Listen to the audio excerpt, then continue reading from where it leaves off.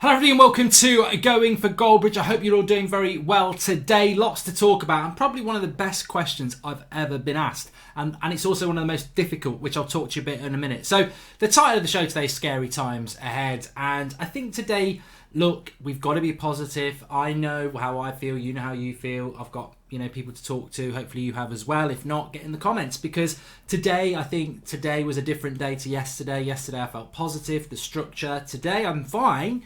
But there was a dip today. I felt a bit lethargic again today. And I think we've had things around in the news that make you just feel like it's starting to...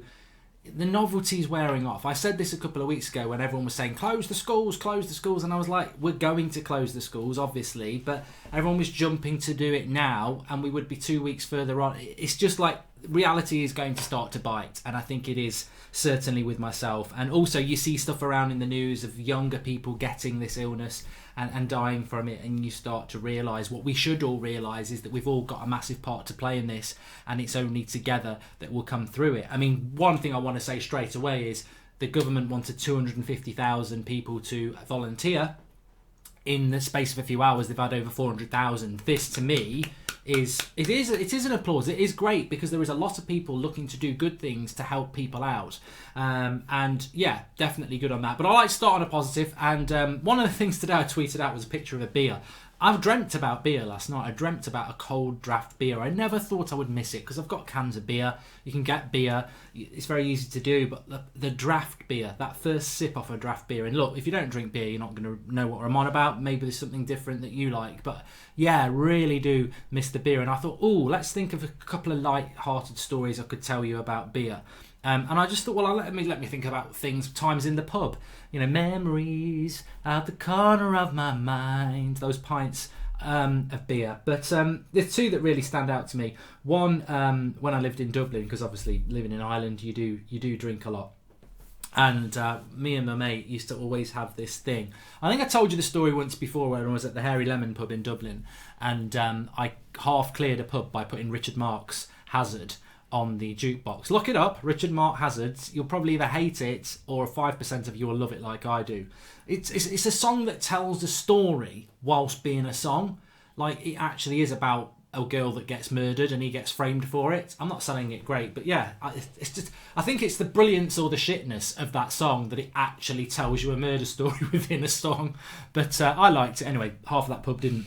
But we used to do this quite regularly, me and my mate. We would go into pubs in Dublin that were quite, all pubs in Dublin are quite diversified in relation to age anyway, but you'd always, if you go into a pub in Dublin, there's always an older section of blokes, and we would always go in there at a jukebox and just keep playing songs until they basically came and had a word with us or tried to get us to leave or something.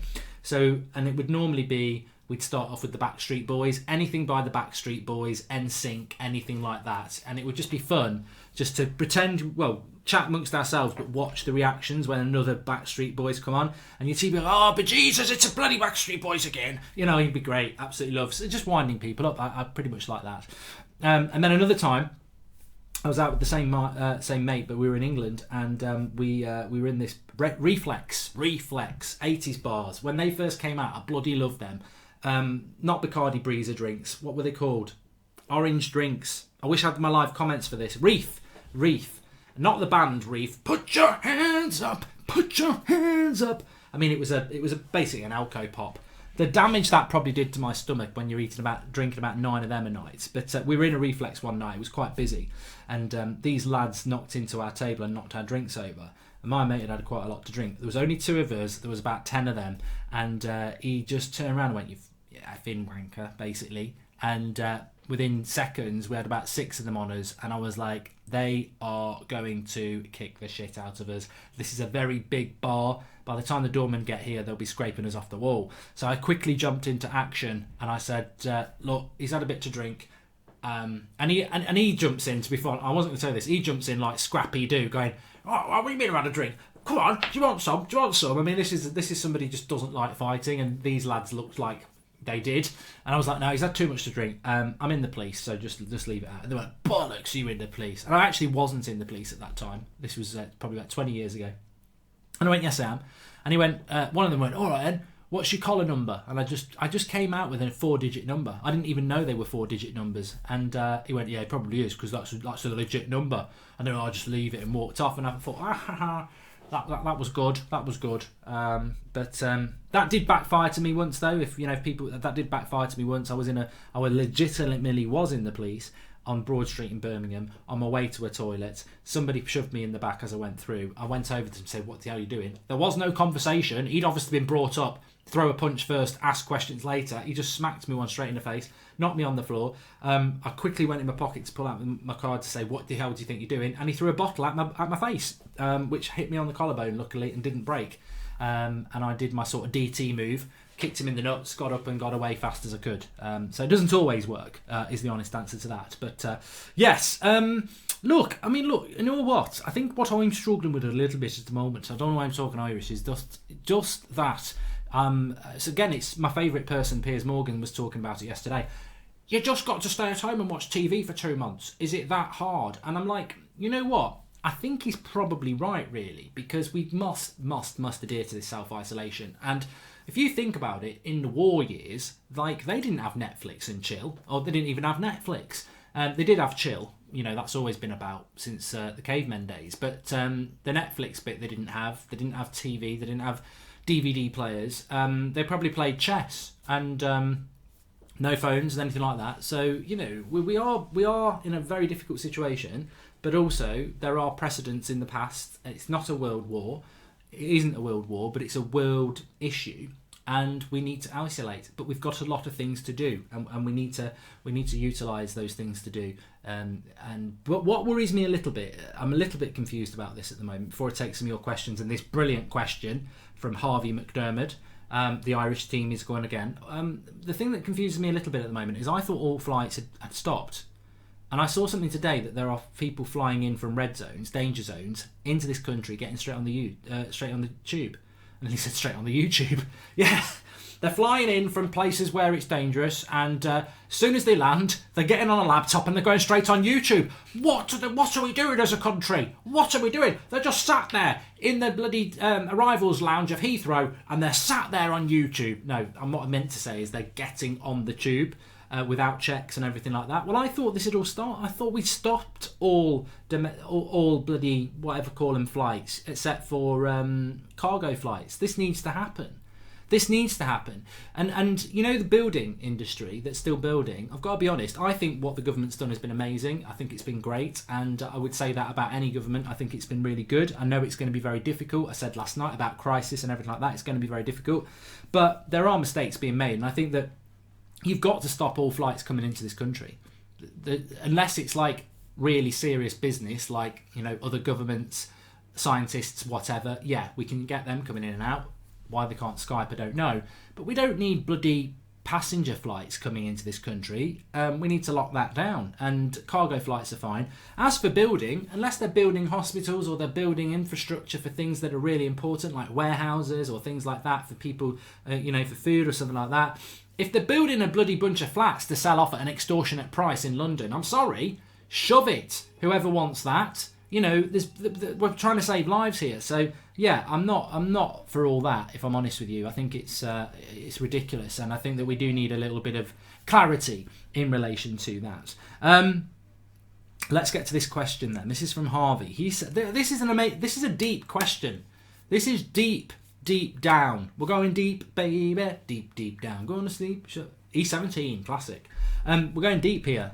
Really deep. This is a really deep question. I've said it so many times. Would you take a bullet to the head if it stopped the spread of the coronavirus? Think on that for a moment. Would you take a bullet to the head if it stopped the spread of the coronavirus?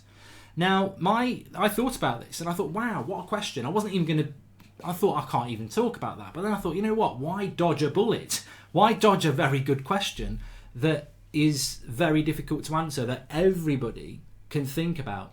Now, I don't know how your reaction is going to be to that. I suppose it's a little bit like, I don't think it's the fight or flight thing. And fight or flight is in an immediate crisis, do you run or fight?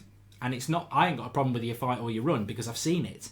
I've seen people who you think are going to fight leg it, and I've seen people who you think they're not going to fight and they'll fight. It's actually in you.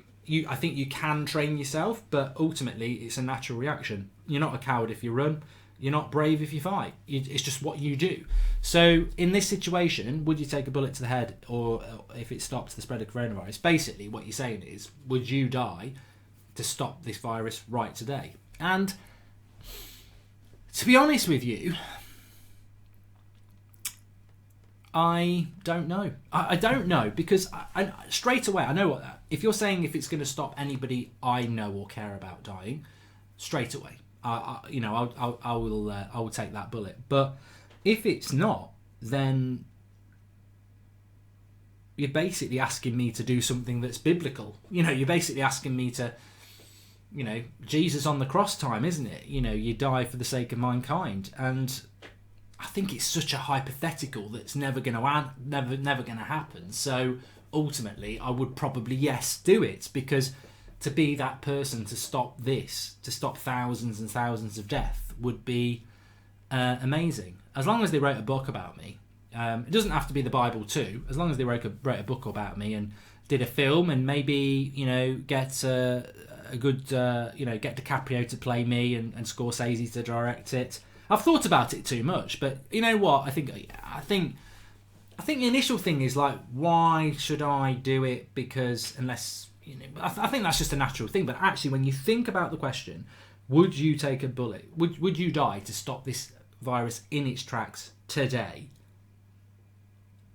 Ultimately, it's a very difficult decision, and some people would say, I would do it, and some people would say, no, I'm not going to do it. But I think we'd all do it if it was somebody we cared about. And then, therefore, you've got to think, well, why would you not do it beyond that at the end of the day? Let's have a look at some of your more questions. Deep question. I think it's one of the best we've ever had. If you could be a professional sportsman other than football, what would you be? Chaz, I would like to be... I wouldn't mind being... A good question again. I wouldn't mind being, and it's not even sport, acting... what else would I like to do? Definitely like to do acting. If I could be the best or one of the best in my profession, then I would do loads of sports. I wouldn't mind being one of the best players at rugby. I wouldn't mind being one of the best cricketers. Wouldn't mind being one of the best snooker players in the world. Being at golf. I don't even like golf, but being at the top of your game in sport. Wow, that's something I would like to experience. And I sort of experienced it a little bit at times, even if you're the best one in your school, even if your school's only got 5 people. You know what I mean? Like, you do get glimpses of this, what it must be like. And, even if you beat someone at FIFA sometimes, that glimpse that, oh, yes, I am the best. But imagine that as a sportsman, it would be great, wouldn't it? What was my favourite subject in school, says Devon O'Mahony? I think it was, I don't know, really. I mean, I did like PE, right? I did like PE when it was something like athletics, or definitely football, hockey, rugby sometimes. But there were classes I didn't like. Gym, when you had to wear the white kit. Gym, oh, let's roll around like a complete twat. Let's try and climb this rope. Oh, let's jump over this bloody hobby horse or whatever it's called. Crap, hated it. Swimming, didn't like that. Crap. Next, what else didn't I like? There was aspects of PE that were just a bit shit. So it just depended what season it was and what sport you were doing. So I'd say it probably was that. Will you shave your head for quarantine, says Fair? I think this is an issue. This is an issue. Like, your hair's going to grow. I had my hair cut last week, and I was thinking, I normally give it... I should get my probably cut every 3 or 4 weeks. I can normally get away with about 5 or 6. Will hairdressers be awake in 5 or 6 weeks? I don't know. I was even thinking about last night getting some stuff and looking at YouTube how easy it is to just... Because I imagine it's easier to keep on top of it when it's shorter than it is to let it go a bit. So I'm thinking on that one. I need you to remove your bias and nostalgia. No, I'm not going to do football. Sorry, Klopp time. Unlucky. How am I feeling about the lockdown, says King Pookie. I think it's surreal. I said that word today. It's surreal. I think... I even thought today, how far away from my house am I actually going to go over the next couple of months, apart from getting in the car and going I washed the car today, and I thought, I'm probably going to wash this again before it moves. Like, it's just very compact. So of course, it is weird and it is surreal, and everyone's got to get used to it. But having said that, I do agree with what a lot of people are saying. Imagine afterwards, when it's over, how excited we're going to be to go to the cinema, to go to the pub, to go and see friends and family. To go clothes shopping. It's going to be good, and that's what you've got to focus on. But there may be, as I said, scary times ahead, because we're starting to see it in the news. And I think at the start of something, when you're preparing for it, it's like, I'm trying to think, it's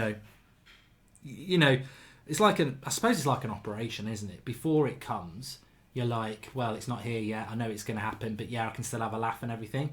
Then when it happens, you're like, shit, and then you've got the recovery afterwards. And I think we've not had the operation yet in this country, so we don't know the ramifications of it.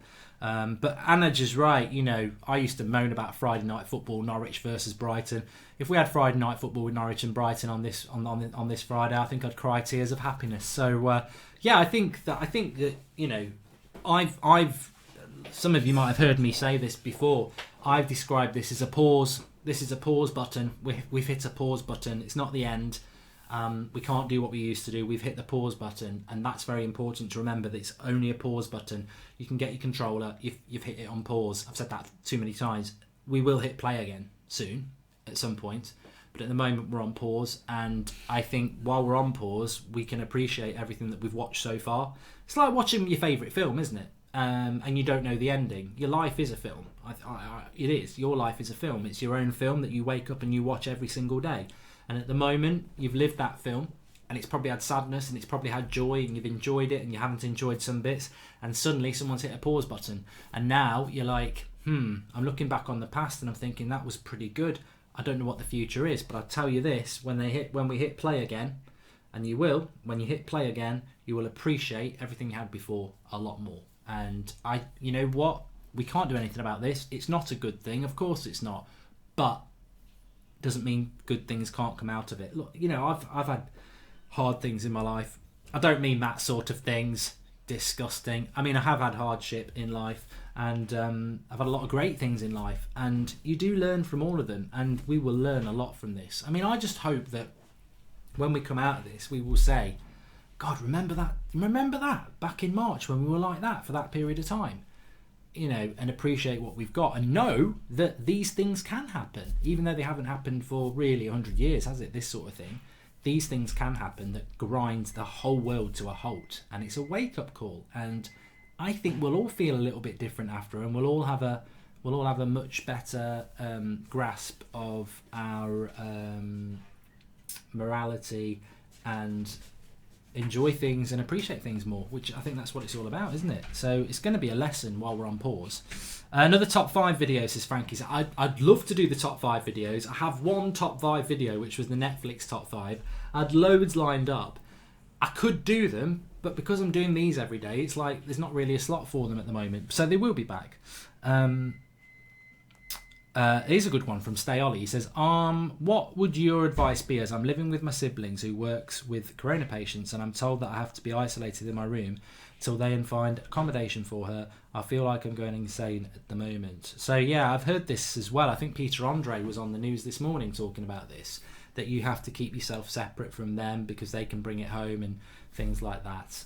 What I would say about that is, though, I mean, I've seen a lot of, I know a lot of people actually who live in, like, not bed sits, but they've got like studio flats where they have a little kitchen, and then they've got maybe a little toilet, and then their bed is in a sort of is in their living room sort of thing. So very, very small space. And if you adhere to the rules, you're only allowed to go out once, because they don't really have a garden. They live in a flat complex, so you're only allowed to go out once. And actually, when you live in a flat complex, you think about all the doors that you've got to open.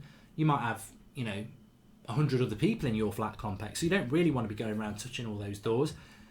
You're only allowed out once a day, so effectively you're in what some would describe as a shoebox. It's not the same as it's not the same what I have had, and it's not what the same a lot of people have got. I've got a house, I've got a garden, and I don't feel trapped. I don't feel that. But if you are in that situation and you are feeling a little bit trapped, make your world bigger. Make your world bigger. Make your room bigger. I don't mean knock it down and start doing building work. We don't want any building work. We want them to stop. But I mean, like, you know, make your, you know, even if it's one corner's that, you know, I even joked about this the other day, and I don't even know whether we were joking about this last week. Maybe we'll revisit it. I said, look, you can still get Amazon deliveries.